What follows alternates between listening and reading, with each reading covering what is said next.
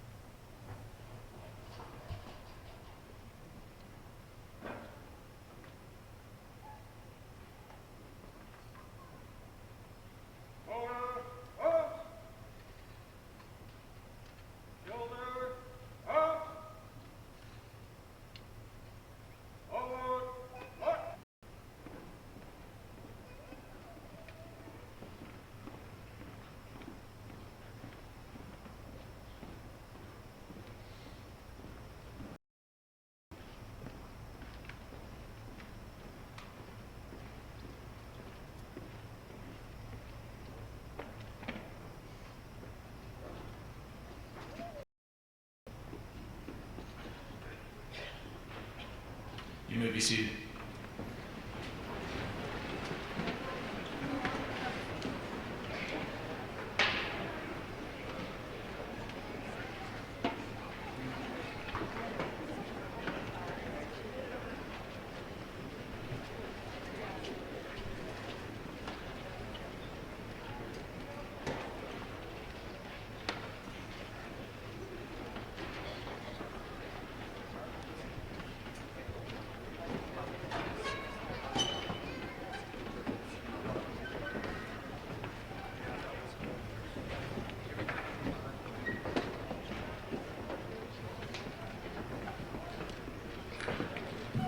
Please rise. The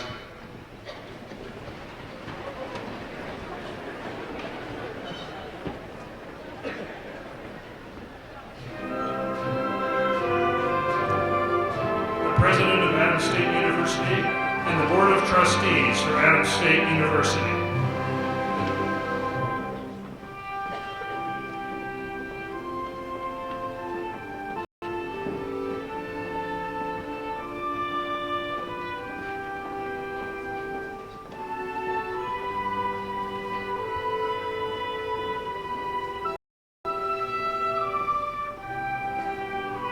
Associate's degree graduates.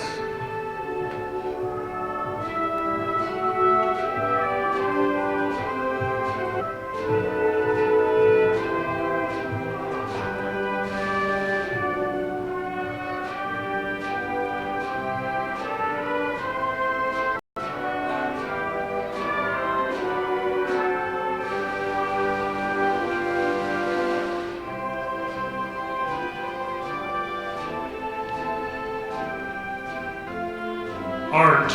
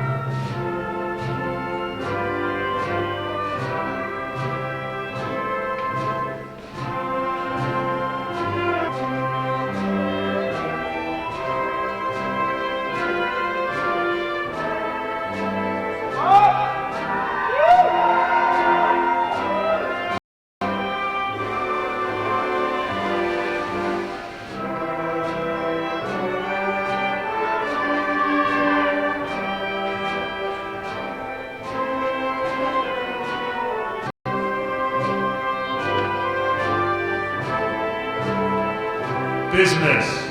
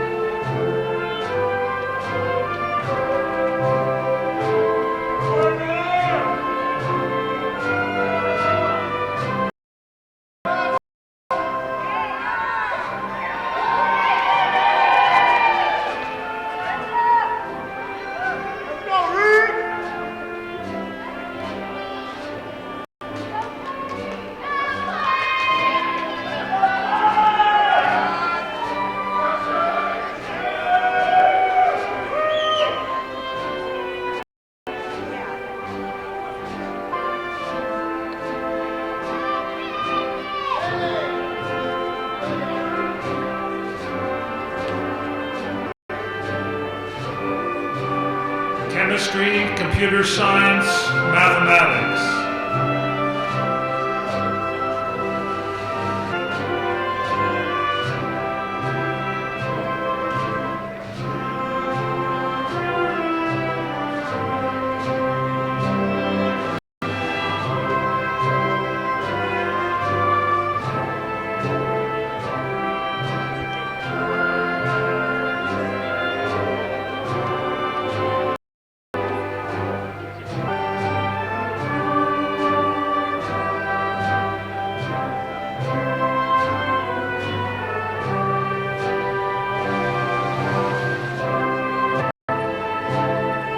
English, theater, communications.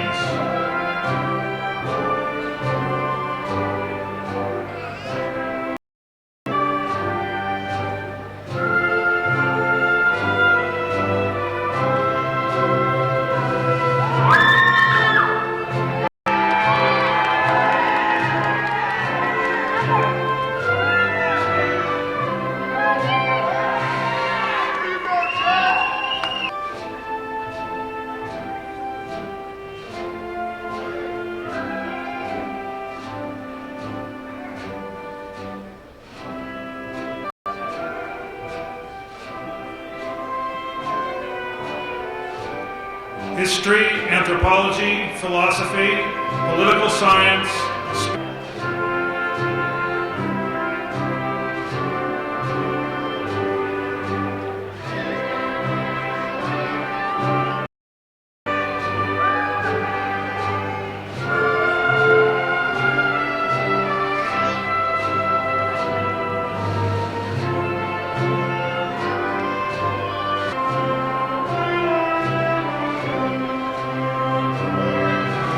Human performance and physical education.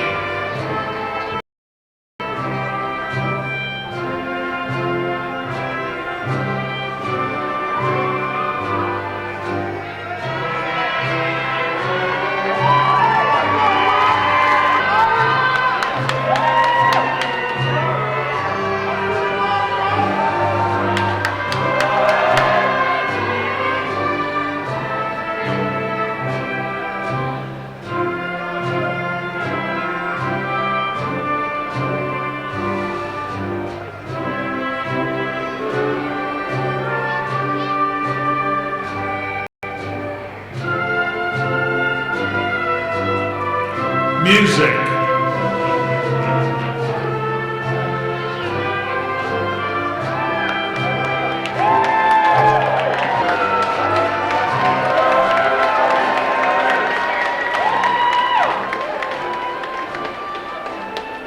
Nursing.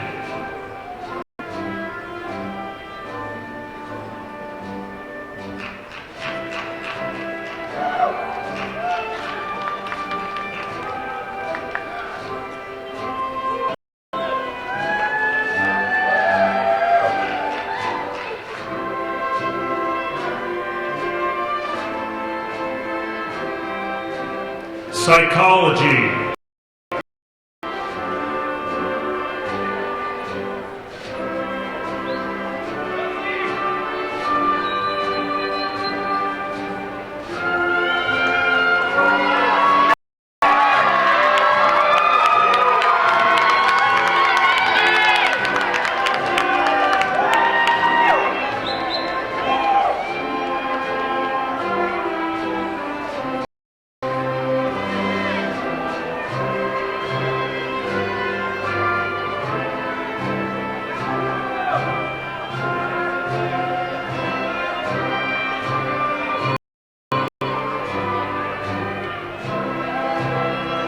Sociology.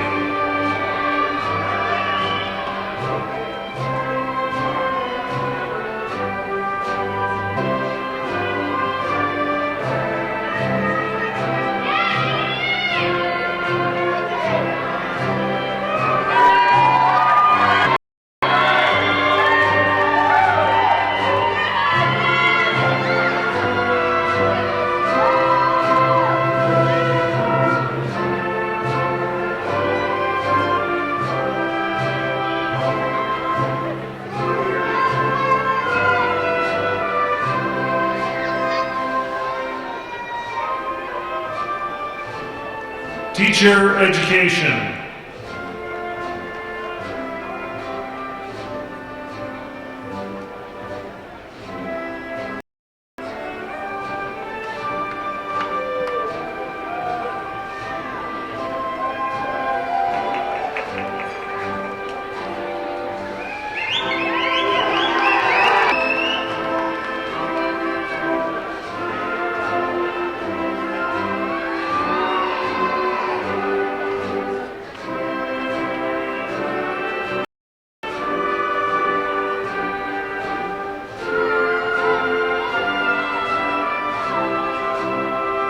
University administration and staff.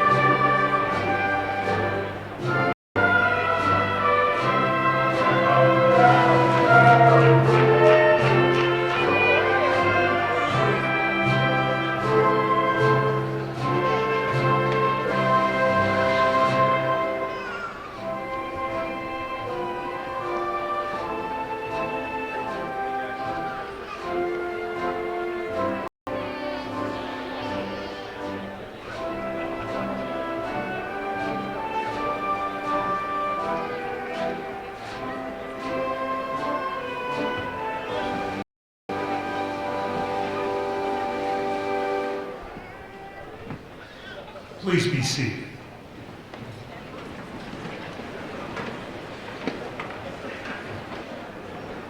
Please note a change to the program. The special music today will be performed by Adams State a cappella group 68 West under the direction of Beth Robinson. They will perform Man in the Mirror, words and music by Glenn Ballard and Seda Garrett, arranged by Kirby Shaw.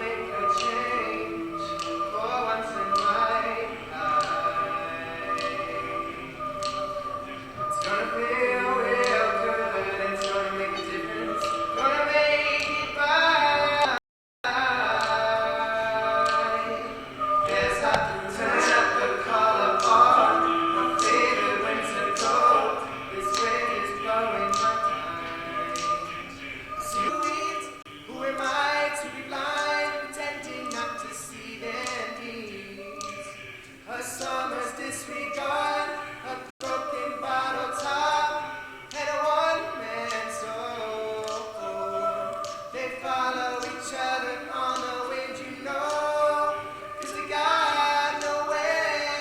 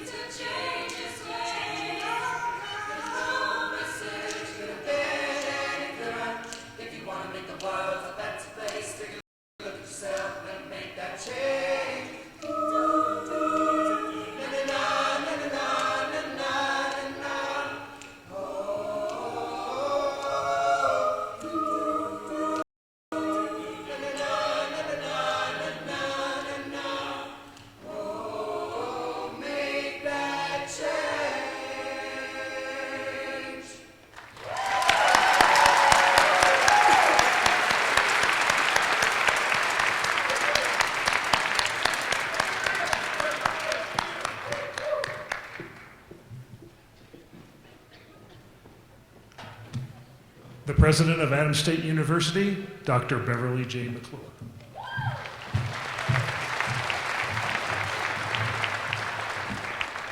One of the best things about being the president of Adams State University is I get to be the first to congratulate you. Congratulations, class of 2016.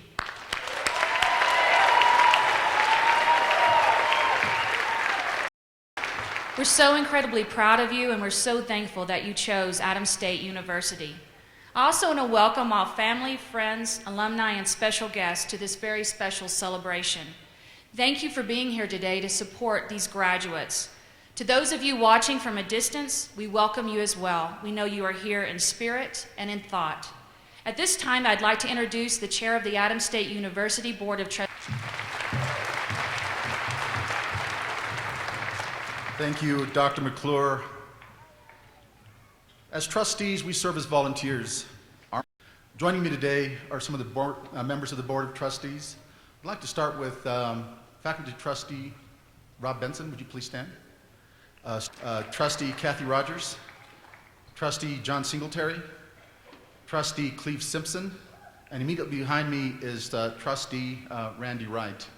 And still sitting in his chair and holding tight is someone who will be coming off the board.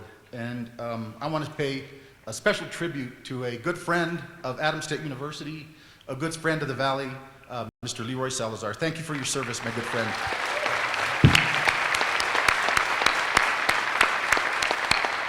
Thank you. The accomplishments of our graduating class for sure.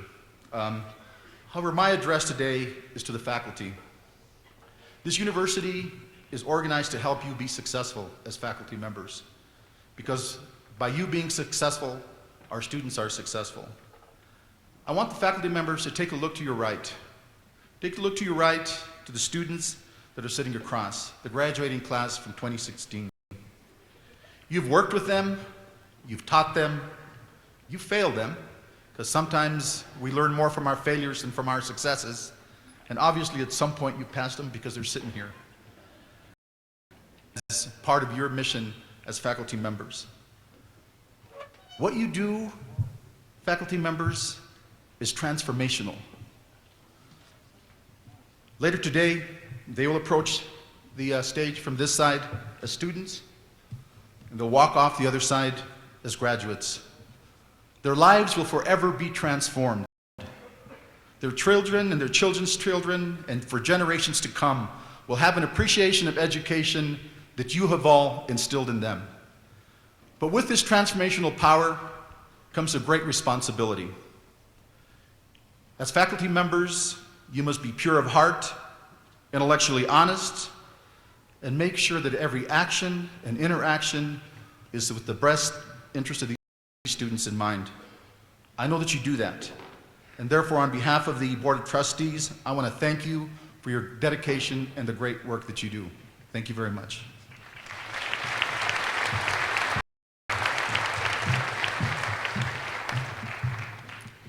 Because commencement is about our new graduates, the ASNF student government invites them to apply to give the message on behalf of the graduating class.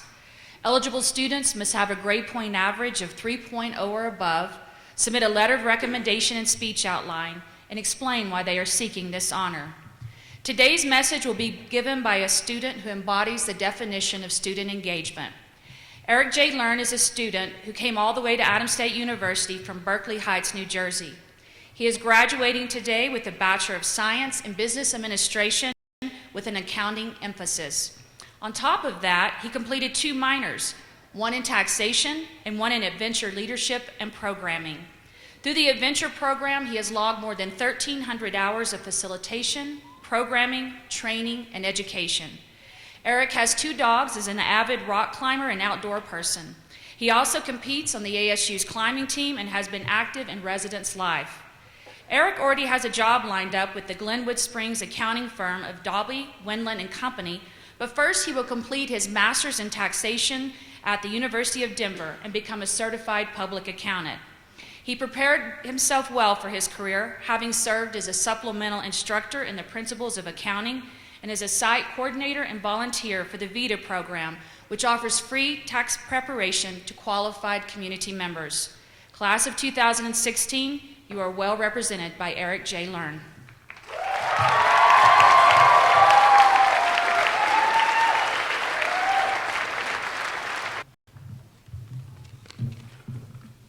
This is cool.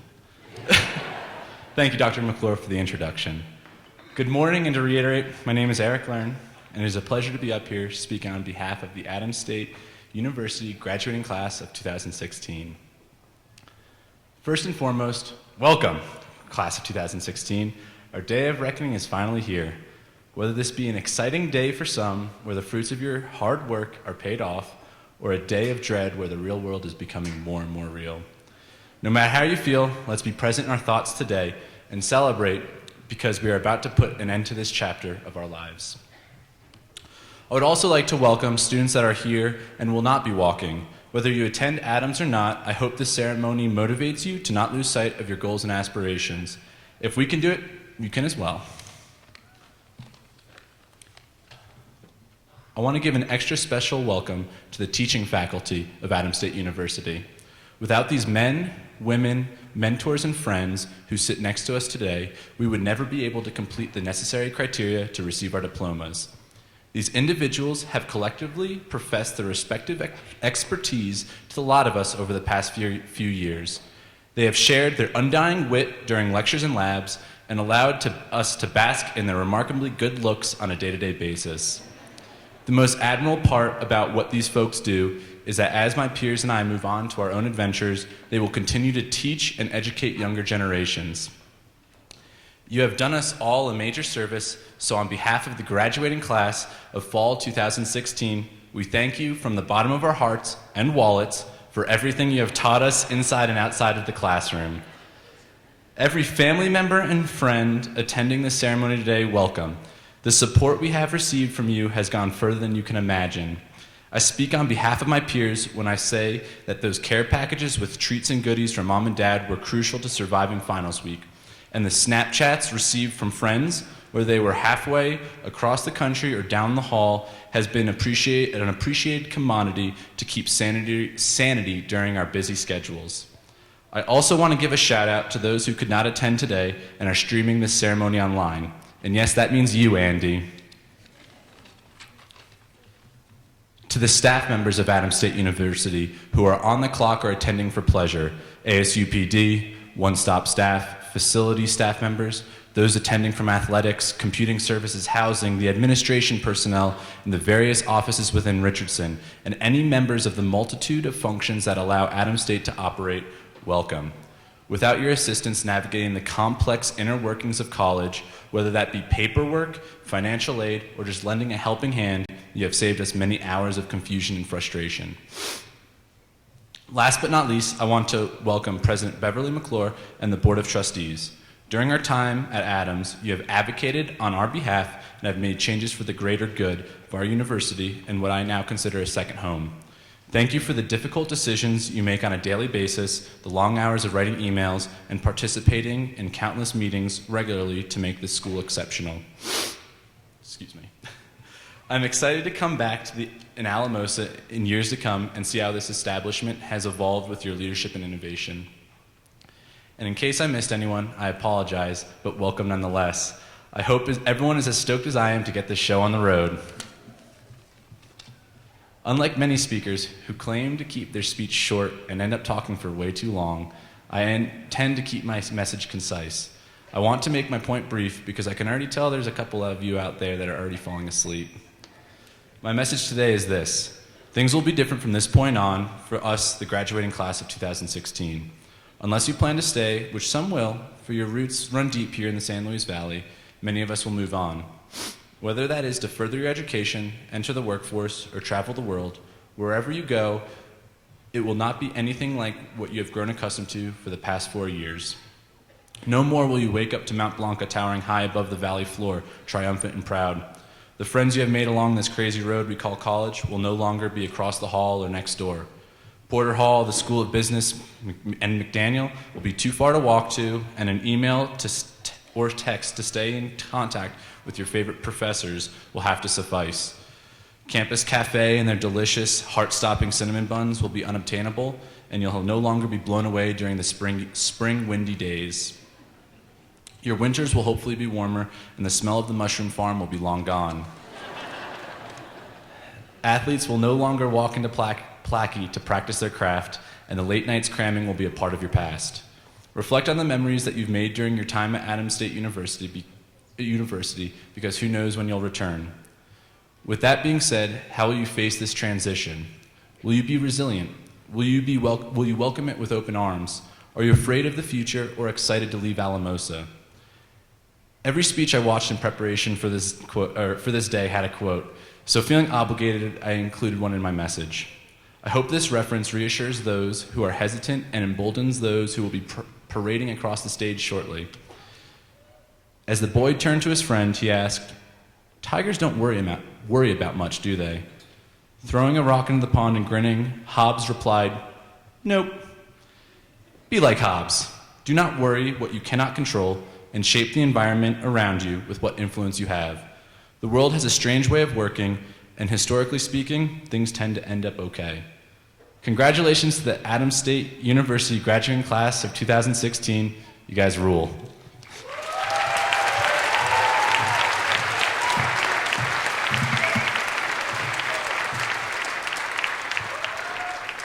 Thank you, Eric. Colorado native Stan Hilkey began his service as Executive Director of the Colorado Department of Public Safety in June 2014, more than 11 years after serving as Sheriff of Mesa County. In his role as Executive Director of CDPS, he supervises the work of more than 1,600 members of the department, which includes the Colorado State Patrol, Colorado Bureau of Investigation, Division of Homeland Security and Emergency Management, Division of Criminal Justice, Division of Fire Prevention and Control, and the Colorado School Safety Research Center. CDPS is one of the largest. Stan has spent his whole career in public safety, including 28 years in the Mesa County Sheriff's Office. The Mesa County Sheriff is responsible for law enforcement services in a county of 140,000 residents and 3,300 square miles. Just before assuming his new role in state government, he supervised response to a deadly, massive landslide in Colburn, Colorado. During the time he served as Mesa County Sheriff, Stan Hilkey was instrumental in the county being selected in the 2008 National Institute of Corrections as one of the 7 sites in the nation for a pilot project called Evidence-Based Decision-Making. EBDM represents a comprehensive, collaborative effort among all criminal justice agencies to implement practices based on research to improve the effectiveness of all components of the criminal justice system, from initial contact with offenders through re-entry into the community. His leadership in EBDM will continue in his new role as Executive Director of CDPS and as a chair of the Colorado Commission on Criminal and Juvenile Justice. He graduated from the FBI National Academy in 2004 and from the Northwestern University School of Police, Staff, and Command in 2001. Please join me in welcoming Stan Hilkey.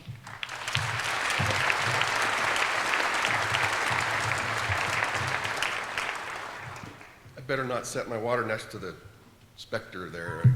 It's probably sacrilegious. Well, thank you, Dr. McClure and the Board of Trustees and all of you that are out here today and the dignitaries that are here and my fellow law enforcement friends. Thank you for being here. Just a quick story. So last night I had the real distinct privilege of coming down early and spending time at dinner with the President and the Board of Trustees. One of the things that it struck me while I was driving down was that I didn't have a green tie. And so I said to my friend Arnold Salazar, I said, "Arnold, I feel really bad. I don't have a green tie." And he's like, "We'll get past it." One of the trustees says, "Well, you better not have a red one." I had a red one. So the really good news is that Alamosa Town Planners conveniently put a JCPenney right next to the bar. So all I had to do was walk out of the bar, turn left into the store, and lo and behold, I have a nice green tie.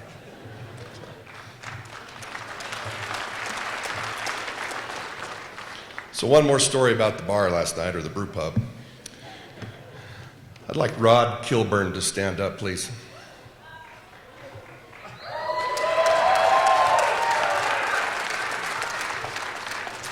Nice tie. You can sit back down. So, if my remarks today were titled Seizing the Opportunity, Rod's picture would be next to it. So I got to town early, and dinner wasn't until 6. I wanted to go get there early and scope out where I was going to go. Early's on time in my world, so I decided to go into the brewery right next door to where we were eating, and I sat down, decided to look at the beer menu, and this young, nice man here says, you know, I can tell you about these beers. So he starts to tell me on and on. We strike up a conversation. I overhear him say something about graduating tomorrow. And I said, oh, really, you're graduating, huh? He said, yep. I said, great. And what are you going to do? And he said, well, I'm in accounting. I want to be like a certified fraud examiner. I'd like in state government. I'd like to do the kind of work that CBI, the Colorado Bureau of Investigation, or FBI does, or work in some sort of a capacity like that. I said, oh, really? I may know a guy. So we got to talking. I didn't disclose who I was for a while. Eventually, when I did, he got out his pen. He started writing stuff down. What's your email address? Yeah. Can I text you? Do you Snapchat? So, anyway, and I also noticed this morning, Rod, when I first got here, before everybody else, you were here too. So don't oversell yourself. It's getting a little creepy. All right. So when I first was asked to come here today, I have to admit I had this little flash of terror. I mean, talking to a group like this that and that has really completed such a monumental task is really overwhelming. I thought to myself, gee whiz, it'd probably be less scary for me to kind of raid a meth lab all by myself. So it is important, and I'm really honored to be able to do it. I will warn you, you'll find some cop references in my remarks today, even though I'm a member of Governor Hickenlooper's. You should remember that I'm a 30-year cop, and it's been a life that has served me well. It's been a life that served my family and I. It's been very good to me. It's out of the respect to me that I come here today as a veteran lawman to talk to you. It's why I'm here. So I've decided to talk about what I know. I intend to talk to you today about 3 specific values that have contributed to the success of my career, and I believe with all my heart that living a life centered in values transcends all endeavors and produces amazing results in your life. I favor many values, but today the strength of relationships, the need for great character, and the importance of higher education in today's confusing information age. In 30 years, business, I've seen lives saved, lives lost, and lives changed. As I reflect on those times, I can almost always remember who was standing beside me. In fact, I want you to ask yourself, in the events that have happened that are significant in your life, are they tied to a relationship? And ask yourself even more, was it because of the relationship in that significant event that the experience was even richer? And I bet the answer is yes. In my 30 years, 25 of them have been in some sort of a leadership position. I learned quickly that the success was by putting relationships to work. Building teams became something I got good at. Getting people with dissimilar levels of skill, expertise, and education, and turning them into a group whose exceptional results is all about building relationships. When you care more about the success of the person sitting next to you than you care about your own, is that success comes to you in all ways that you can't even imagine. I did this with patrol teams, with SWAT teams, with investigative teams, with drug task forces. Each time I could measure the level and attribute it to the quality of the relationships on the team. Eventually those teams, they became divisions within my agency, the agency itself, community partnerships. The opportunity existed to build relationships for me in my community, my state, and even nationally. In my FBI National Academy class, I had 200 law enforcement from around the United States, and I had 50 international students from around the world to build relationships with. I want to share the power of relationships in the form of a story. After all, cops love to tell stories, right? So this is a story that came about during an event in my career about a young man that was lost. I had a young man that worked for me named Jason.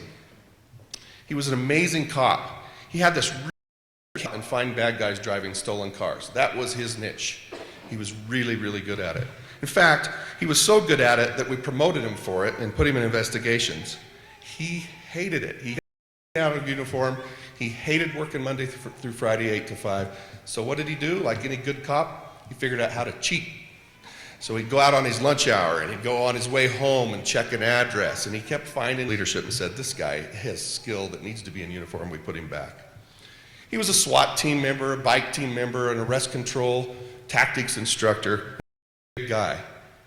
If you had him demonstrate arrest control maneuver on you, it could get very, very unpleasant if you were trying to defeat him or mess with him in any way.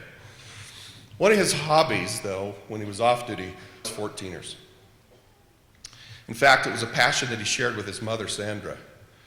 On weekends, they would go out and find a new mountain to conquer. It was this passion that led him and his mother in 2007 to travel to Africa to climb Mount Kilimanjaro in Tanzania. It was a bucket list event for both of them. One evening, while Jason and his mom were in Tanzania, I got a call at home from one of my staff. Jason's wife, Elena, had gotten a very suspicious call from an unknown person in Tanzania that said that something had happened to Jason. We didn't know what at that time. As you can imagine, information flow out of Tanzania was less than optimal. I responded directly to Jason's house to be with his wife, Elena, to see if we could find out what happened. As you can guess in this story, several hours later that night, we learned that Jason perished in Tanzania, and he perished as he was coming close to the summit of Mount Kilimanjaro. It turned out that he got ill near the summit. His illness was HAPE, high-altitude pulmonary edema. It's a common affliction for people climbing in such altitude, even when you're in great shape. Kilimanjaro summits at over 19,000 feet. As you can imagine, Jason's mother was beyond distraught. She basically didn't know where to start or what to do. Jason was a wise guy, though, and he was responsible, and he had invested in travel insurance to cover expenses of any unforeseen events that happened on his trip. My investments had been into the relationships with people that have resources around the world. Within hours, through relationships that I built mostly with the DEA and the FBI, Kenya and Tanzania, go to the hospital where Jason eventually was and wrap their arms around Jason's mother, and the process began to try to bring Jason home. An entire team of my staff, working with the insurance company and those partners I mentioned, had a travel itinerary built in a couple of days. It included escorts at each point of the way for both Jason's mother and Jason's body. Upon their entry into the United States, at their first stop at an international airport, a local police department and the FBI boarded the plane before anybody got off and took Sandra off to make sure that she made it to her connection, and also took care to make sure that the casket did as well. Not only did they assist, they did it with the type of grace and honor normally associated with what happened. We didn't ask for this special honor. All we were trying to do is make sure that they got home so that we could care for them when they got here. It was uncanny how the care started in Tanzania. Even a few of those international classmates of mine from around the world from the FBI Academy rallied at points along the way to try to make sure everything went well. The result was the kind of care for Jason and Sandra that we'd never expected. Here in Colorado, men and women on the Front Range, many different law enforcement partners were waiting for their arrival into the state. My calls and relationships with colleagues on the Front Range had produced, and I have to tell you, I know that it was all about the relationships that we had built. Eventually, Jason and his mother made it home to Grand Junction, and to this day, we are grateful for the care that they received. I can confidently tell you that as a law enforcement professional, I would have probably gotten assistance had I reached out to anybody that I didn't even know. But I am certain that I would not have known who to reach out to, and I'm also 100% certain that each time I reached out to a trusted colleague for assistance, the power of the relationship parlayed into another layer of unexpected honor and grace that they heaped upon my friend Jason and his mother. To this day, Jason's widow Elena, his mother Sandra, and his teenage son Nicholas remain close friends. I've also just given you an example of the middle subject of my talks, and that's character. Abraham Lincoln said that if reputation is the shadow, character is the tree. I think he means that character is the solid part of people that doesn't change even when someone isn't looking. Those people that assisted in other countries and other points along the way in helping Jason get home, they displayed the kind of character that wrapped love and compassion around someone they did not meet again. They did this because of the leapfrog of relationships, and they did it with the kind of character and grace that represents the best in humanity. I've learned by personal experience that one of the best ways to build character and actually build relationships at the same time is to pay attention to how you behave when you make a mistake or when you don't perform at your best. The easiest way to lose your investment into who you are is to miss the opportunity to admit your mistakes, apologize for them, and declare your intentions to fix it and never let it happen again. 30 years of a law enforcement career, trust me, there's a lot of missed opportunities and mistakes made to be able to do this. I've gained so much in my life by being the first to raise my hand and say, I think I could have done. In fact, the experience is so powerful in trust building and character building that I want all of you to go out and plan a really big mistake just so you can have that experience. Of course. But I do want you to know that I'm serious about the opportunity to build trust, solidify relationships, and strengthen your character when things don't go right for you. Just remember the main ingredient is sincerity. You must fulfill your promise to do better and keep it from happening again. Finally, today I'm going to wrap up by talking to you about the importance of higher education. Again, I'm going to do it in the context of my business. It's what I know, and that's public safety. I'm sure each of you have been drilled in the importance of higher education. It's the driver of why you're here today. It's why your family and your friends and your parents are here today. Perhaps you've also engaged in answering the question about why higher education is so important. There are a lot of answers to this question. Many of those answers are what you and your parents and your supporters are investing in. And that's the likelihood of better jobs, better pay, more opportunity, and frankly, hopefully a better life.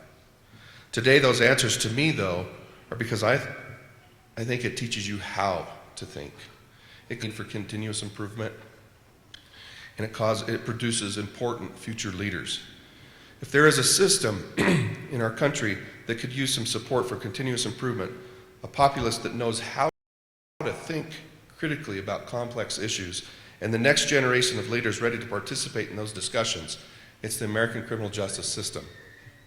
Don't get me wrong, our system is founded in values that are prescribed by our Constitution that I think are some of the very best, if not the best in the world. But the implementation of some of those decisions in our system is not perfect, and it needs our best thinking, and it needs your best thinking. Take, for instance, just mass incarceration in America.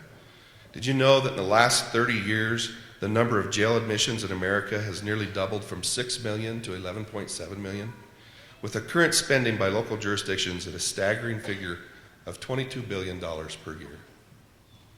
That's a 235% increase since I stepped foot into a jail as an employee in the 1980s. Sadly, now our country leads the world in the number of inmates and the number of inmates as a percentage of the population.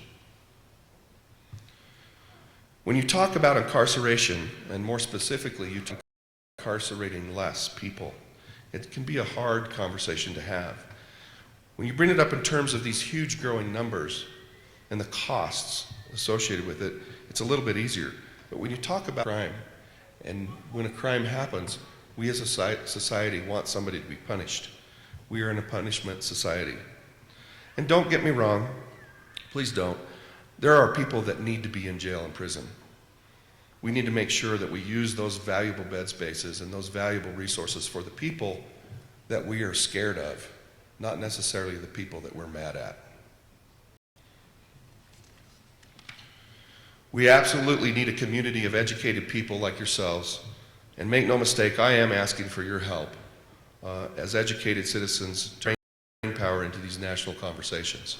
People like yourselves that can understand that an entire body of research is finally starting to filter down into our system that informs us about what we need to stop doing with offenders and what we need to start that we need. We need educated people to have a high ability to understand recidivism, the continued commission of crime by people previously incarcerated, and how that's astonishing numbers.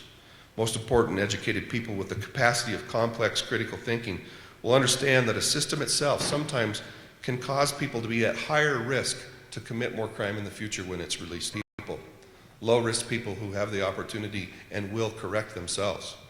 Or when we do the wrong things with offenders, or when we fail to do the right things with offenders. The research tells us that actually if we are doing the right things with the right risk level of offenders, we can increase their chances to not recidivate by 40, 50, and even 60% sometimes. The good news is that inside the criminal justice system, there are professionals now emerging that want to use new research to make change.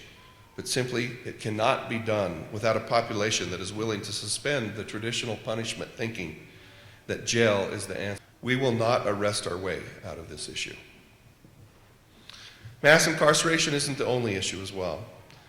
What about minority overrepresentation in the system? 4% of our country's jail populations are Black and Latino. Yet those groups combined only make up 30% of our country's population. This is a real issue. However, the data doesn't tell you the whole story either, and it's going to take people like you to help understand that issue. This issue of bias, it's rampant throughout our society, and despite what the media wants to saturate you with, the police do not exclusively own this problem. What happens when a shopkeeper calls the police for an African-American teenager who is attempting to steal a bicycle from him, fails to do so when the white teenage girl comes along because he just assumes she's trying to get her own bike? Did the police get to evaluate both of those situations? The bias occurred prior to the police arriving, but guess what? It becomes a police data point. And don't get me wrong, I'm not saying that bias doesn't occur within police, and every police and executive that I know in any respectable department is trying to work really hard to pull the levers to try to avoid that and get that out of ourselves. I can demonstrate to you many times. What about behavioral health? Our county jails have become the largest and most ineffective mental health institutions in America. Now nearly 15% of men in jail have a serious mental illness. Just in Colorado, I am aware that there are jails with a 40% population with an Axis I mental illness diagnosis. That's another complex problem that will take an engaged, educated group of people to support the critical thinking necessary to change those statistics. Finally, I'm going to highlight one last problem. It's not really about jails, but it's in our country. There's so many facets of hate crime and hate groups out there. I could have picked from any, but I want you to understand that we need the type of critical thinking of educated people to look at the many. Because it's in the media every day. You turn on the TV now or read the paper, and that's just the anti-Muslim rhetoric that occurs. Failing to understand that there's a difference between Islam and radical terrorists versus peaceful, moderate Muslim people is dangerous, and it stands to diminish our fundamental values as Americans. The inability to understand that far, far more Muslims are victims of terrorism than United States citizens or other Westerners is a convenient way, a convenient memory lapse for those willing to apply hate to race or religion. Higher education, the ability to investment in combating this type of thinking. Look, I know that these examples are all in the realm of my concern, but they are really huge societal complexities, and not a week goes by that one or more of them is not in our headlines. It would be shameful for me if I didn't take this opportunity to try to enlist you in the solution. You have just completed a monumental task in your life. You will have time on your accomplishments. Then you'll be off in the hunt for a job, that place in life where you're trying to find your niche, or perhaps you found your niche and you're just trying to make it better. In any event, today is about you, but tomorrow is about being the kind of people that dismiss fake Facebook news, who understand that there is a profit-driven media with a spin, and that is in this information age, the first information is to contribute your education and your understanding to a community, to our state, to our country, and to our world. Whatever you plan to do, whatever you're doing currently, if you invest and build your character in a resilient way and share it with those around you while using your education not only for yourself but to contribute thoughtfully to our societal concerns, that you will reap more rewards from those investments than what you put into them. Finally, I'm going to leave you today with a poem that I keep in my office. It just seems appropriate for people that have started or that have just completed a milestone and are starting off into the world to make their mark. I keep it by a mirror in my office. You'll understand why. And I'll warn you, it probably could be more gender correct in my work, so I'm not going to tamper with it. It's called The Man in the Glass by Del Wimbrough. When you get what you want and struggle for self, and the world makes you a king for a day, just go to the mirror and look at yourself and see what that man has to say. For it isn't your father, your mother, or your wife whose judgment upon you must pass. The fellow whose verdict counts life is the one staring at you back from the glass. You may be like Jack Horner and chisel a plum, and you may think you're a wonderful guy, but the man in the glass says you're a bum if you can't look him straight in the eye. He's the fellow to please, never mind all the rest, for he's with you clear up to the end, and you've passed your most dangerous, difficult test if the man in the glass is your friend. You may fool the whole world down a pathway of years and get pats on the back as you pass, but your final reward will be heartaches and tears if you've cheated. Graduates, please do not cheat the man or the woman in the glass. Good luck and Godspeed.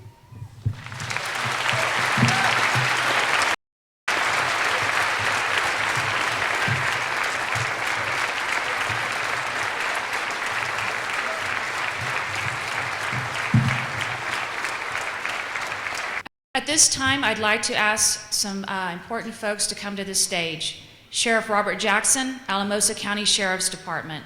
Sean Woods, Undersheriff, Alamosa County Sheriff's Department. Chief Dwayne Oakes, Alamosa Police Department. Sergeant Rodney Noga, Colorado State Patrol. Erica Derwin Green, Interim Chief, Adams State University.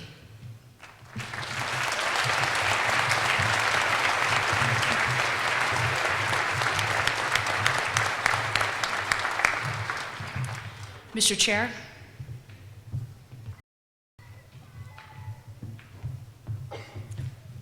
Thank you, President McClure.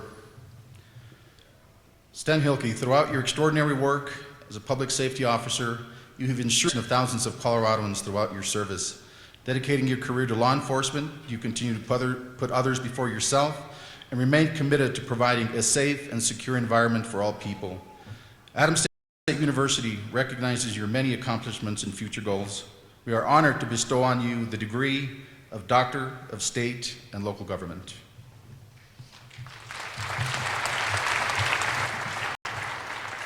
Madam President, on behalf of Adams State University, I recommend the honorary doctorate in state and local government, honoris causa, be conferred upon Mr. Stan Hilkey.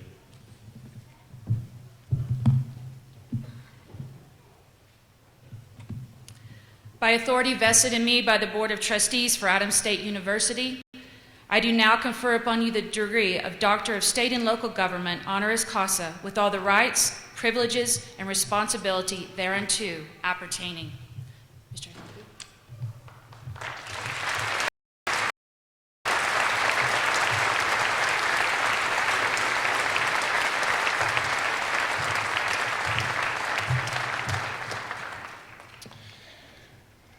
I did know about this before today, but I have to tell you, when I was asked to speak and do this, I did not know this was coming. It's what a wonderful surprise. I think that I want to point out the irony, though. I talked to you about investing in others. I came here today to invest in you, and the rewards, though, are greater than that for myself personally in having this happen to me. It's one of the coolest things that has ever happened to me. Thank you very much. All of you in the law enforcement for your service and for your dedication to our community. We'll proceed with the service, the ceremony.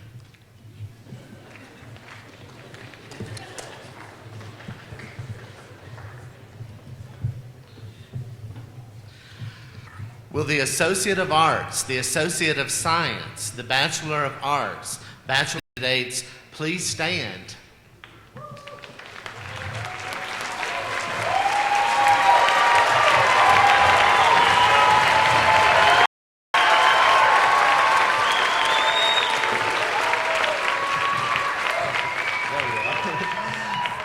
Madam President, on behalf of the faculty of Adams State University, for the Associate of Science, Associate of Arts, Bachelor of Arts, Bachelor of Science, or Bachelor of Fine Arts degree, as prescribed by the faculty of Adams State University, that the appropriate degree be conferred. By the authority vested in me by the Board of Trustees for Adams State University, and upon the completion of the requirements prescribed, degree of Associate of Science, Associate of Arts, Bachelor of Arts, Bachelor of Science, or Bachelor of Fine Arts, with all the rights, privileges, and responsibilities thereunto. Will Dr. Ed Crowther and the associate degree candidates please approach the platform?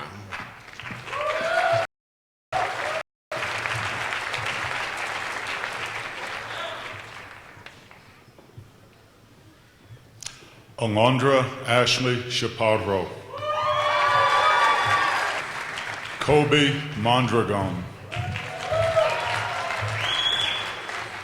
Mendrake Obi Saeed.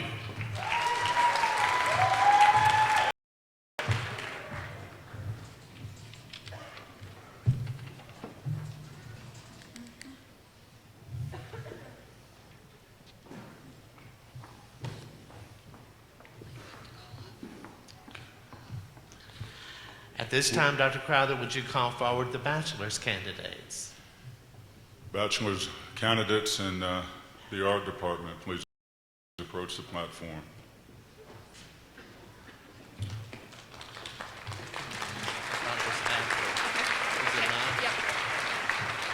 Maria del Rosario Vasquez.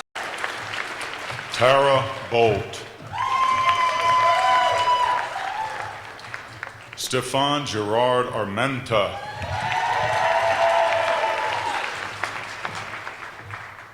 Sunaina R. Wahi.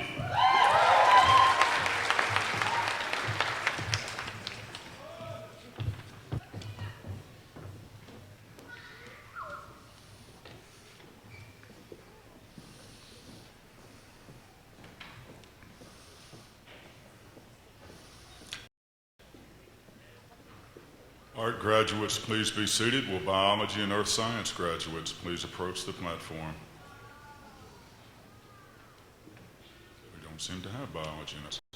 School of Business graduates, please approach the platform.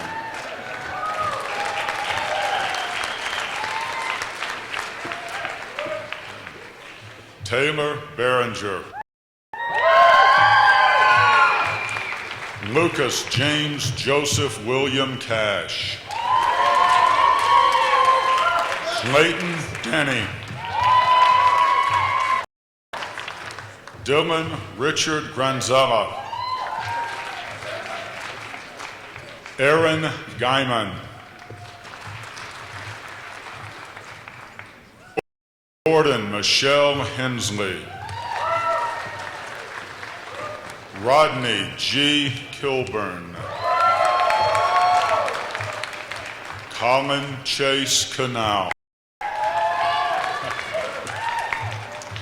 Eric J. Learn. Miona Kirsten Mestas. Melanie A. Morgan.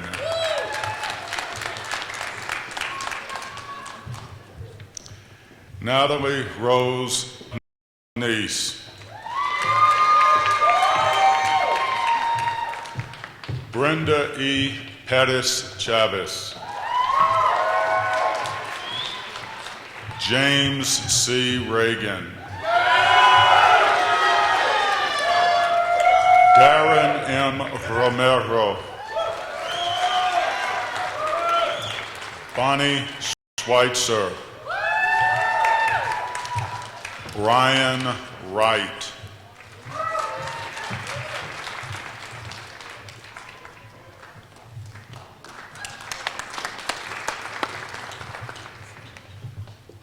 Will chemistry, computer science, and mathematics graduates please approach the platform? Business graduates, please be seated. Tanner Oliver.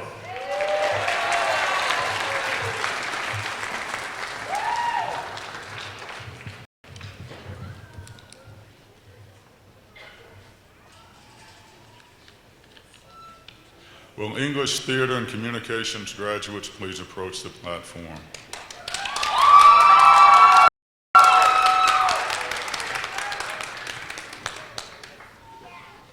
Alexa Danielle Ashley.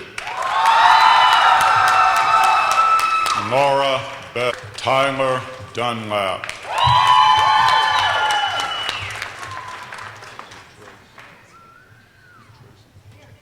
Trace Gross. Nicholas Harlan. Jonathan Hazard. Horton. Amber Reyes. Isabel Hannah Schneider. Jessica Brooke Vandiver.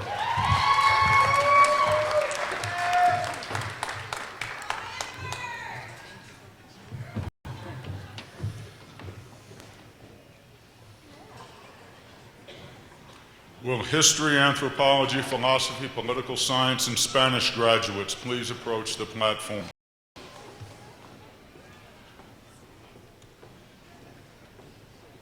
George Lamorato III.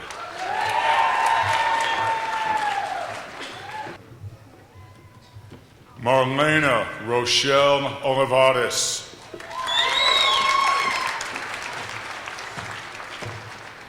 Ashley Janelle Swanson.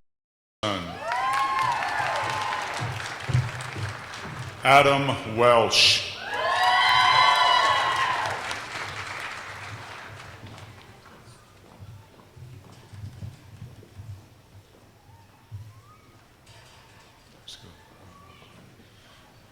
Will human performance and physical education graduates please approach the platform?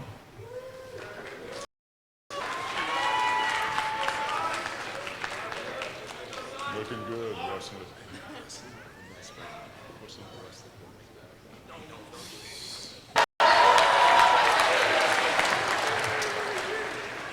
Chaz Butler. John III. Ryan C. Holland. Kenda Marie. Laura Milligan. Maisie Edith Munson. DeJohn Charles Scott. Elaine Vanderwill.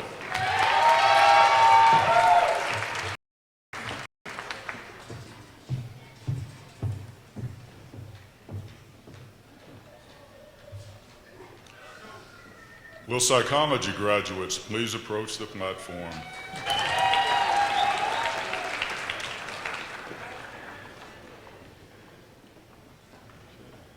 Joycelyn Caprera. James Madrid. Jennifer Rose Mays. Jordan. Lenore Catherine Reinhardt. Riley Robbins. Matthew Tully.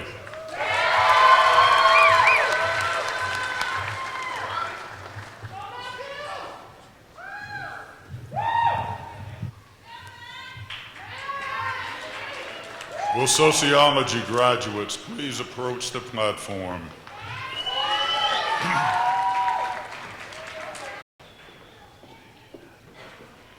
Natalie Acurio.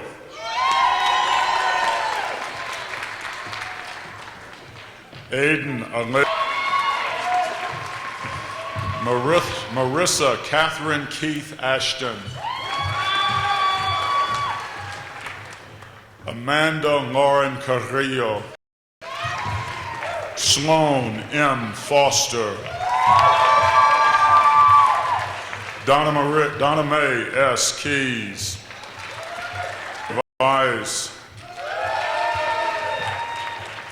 Carly Ellen Smith.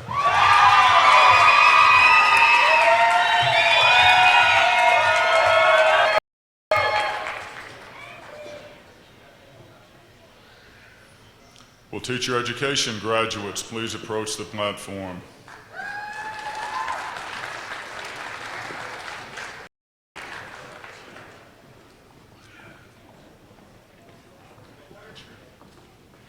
Abigail Cruz. Rebecca. Morgan Keel. Shantae Renee Roberts. Adara Rainey Sandoval.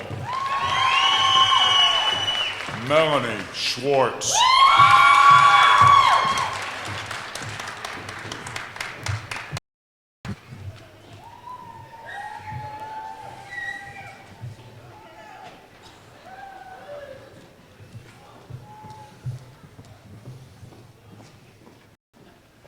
Teacher education graduates, please be seated.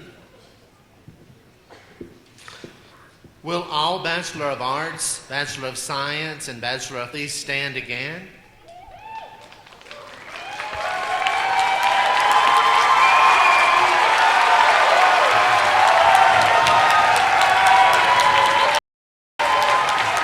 To signify your new academic status, Bachelor of Arts, Bachelor of Science, and Bachelor of Fine Arts graduates may now switch your cap tassels from the right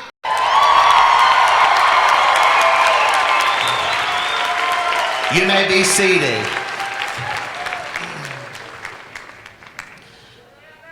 Ladies and gentlemen, it has been a tradition of long standing at Adams State University to give special recognition to those who graduate with honors. To make the recognition more visible, honors graduates are identified in your programs by the asterisks beside the student's name. A student whose grade point average is 3.5 to 3.74 on a 4-point scale throughout 4 years may be graduated cum laude or with honors.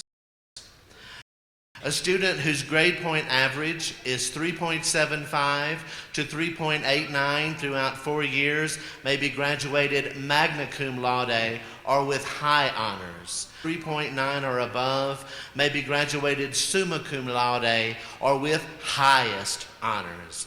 Would those students graduating cum laude please stand?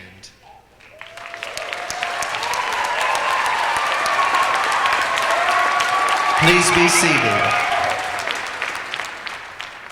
Would those students graduating magna cum laude please stand? Please be seated. Would those students graduating summa cum laude please stand? And there will be no need to be seated.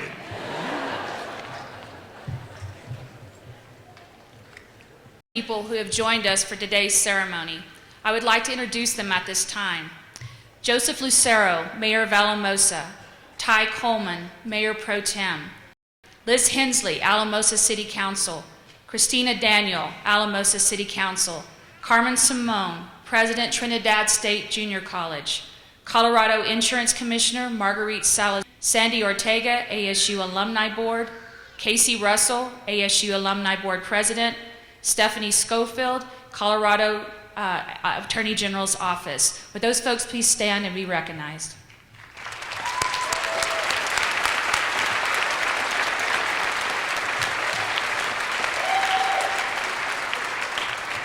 To express gratitude and to show our thanks.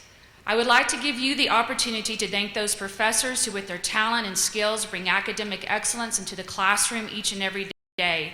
Faculty who supported you in and out of the classroom. Will the faculty of Adams State University please stand and be acknowledged?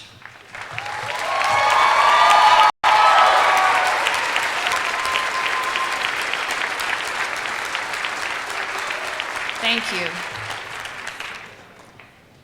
There are also dedicated staff who assist you with everything from enrolling to preparing to walk across the stage. Will our professional and classified staff, either seated in the audience or here with the platform, will you please stand and be recognized?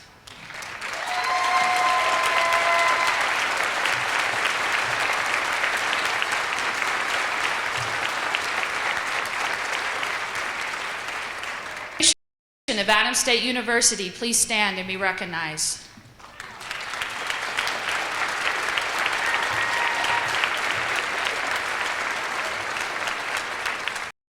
Will our coaches and assistant coaches please stand and be recognized?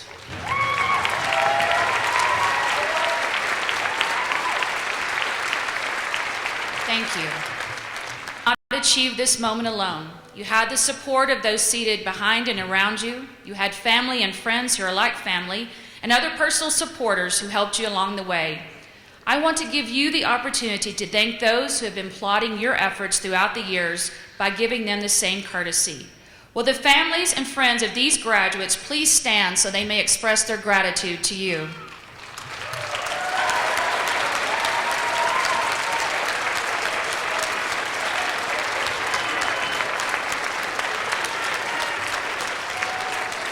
Thank you. Thank you to those who planned, set up, and will now take down this ceremony to prepare for the next game or event. Let's give them a big hand.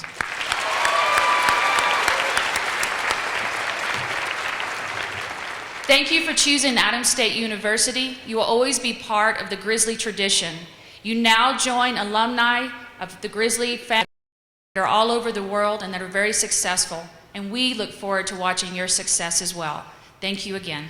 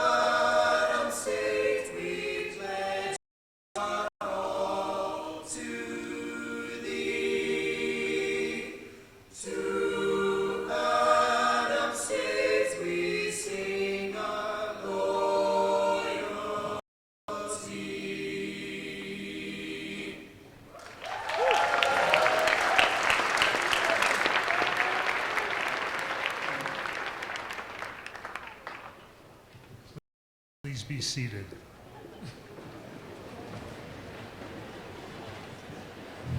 We request members of the audience, please remain seated until all the graduates have filed out. Thank you. Will the ushers and banner carriers please take their positions?